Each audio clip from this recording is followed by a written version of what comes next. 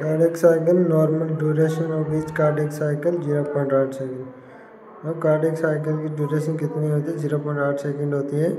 इसको डिवाइड किया दो से आर्टेरियल साइकिल और एक होता है वेंट्रिकुलर साइकिल। दोनों की सेकेंड क्या है? 0.8 सेकेंड 0.8 सेकेंड।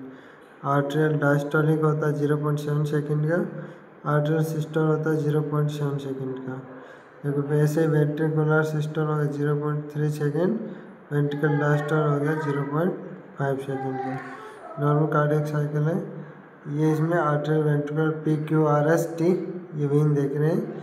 सिस्टोल और डायस्टोल दोनों से होता है इसमें। ये हॉल्टर मॉनिटर है जिसके अंदर कार्डियक एक्टिविटी कंटिन्यू विजुअलाइजेशन किया जाता है। और ये हो गया auscultation site for different area of heart. ये ऑस्कल्टेशन साइट है जो ABCDEF जगह लगी रखी है वो ऑस्कल्टेशन साइट।